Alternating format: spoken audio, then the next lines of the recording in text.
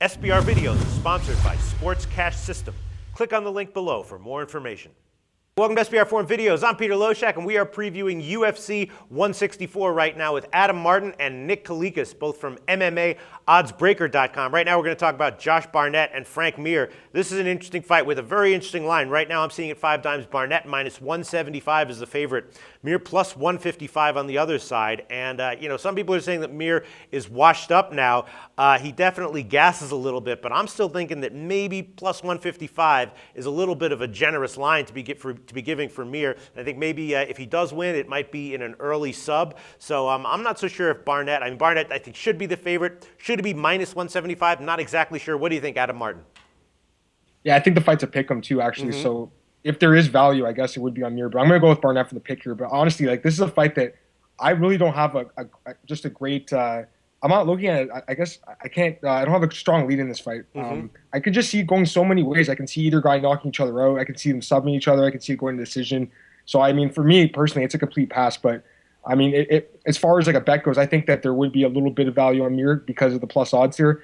Because in heavyweight fights, especially in the UFC, sometimes it just comes down to who connects on the punch first. And although Barnett has the better chin, he has been knocked out before. Pedro Hazel knocked him out back in the day, brutal knockout. So Frank Mir's a big boy. He's like 265 pounds. You never know with these 4-ounce gloves. So I don't really like betting on heavyweight fights in MMA just because of the unpredictable nature of the fight. So I'm going to completely pass on this one. I'm going to pick Barnett to win the fight by decision. But again, I just don't really have a strong lean on this one. Maybe Nick has a better lean on this one.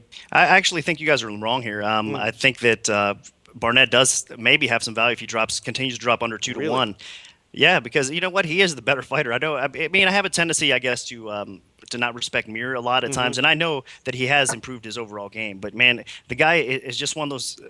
It seems like one of those fighters that when the heat is on, he tends to let you down. He tends to fold. Now, he didn't do that against Cormier, which was impressive. He hung in there a lot better than people thought in that fight as well. And you know what? He's training a lot more serious now. Of course, he's had some time with Jackson's camp. Even in Vegas in his hometown, he's taking the whole sport a lot more serious. That's why you've seen so much improvement, I think, in Frank Mir's game. And that's why you're seeing these kind of matchups with him. And he's still in the UFC. The guy's been around forever.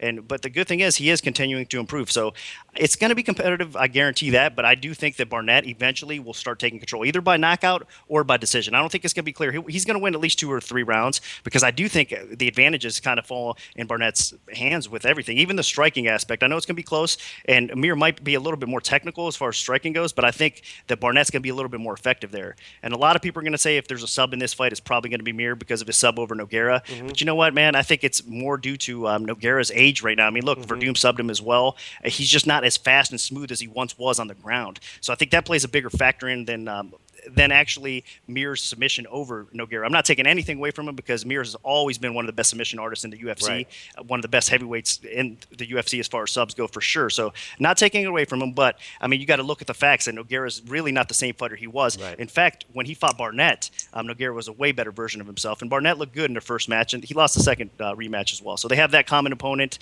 and I expect this to be, like I said, a close fight, but Barnett's probably going to get the nod. Yeah, I was looking at this, and I wanted to take Barnett, but minus 175, I just didn't get that excited about it because before Mir gets gassed, before fatigue sets in, he's a killer still, don't you think?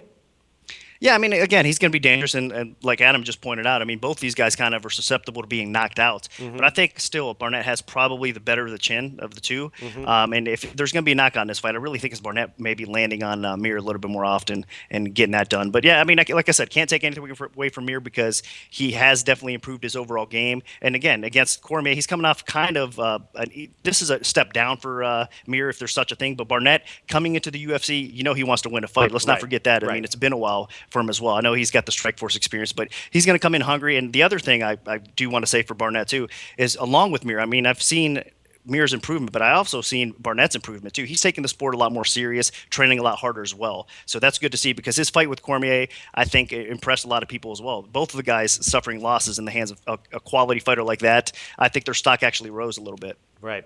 All right. Well, Adam Martin passes on this one, and I guess I'm going to agree with Nick that Barnett at minus 175 has a little bit of value, but it does make me that high of a line here against a guy who can sub like Mir. It does make me nervous, but I think Barnett's aside. Thanks, guys.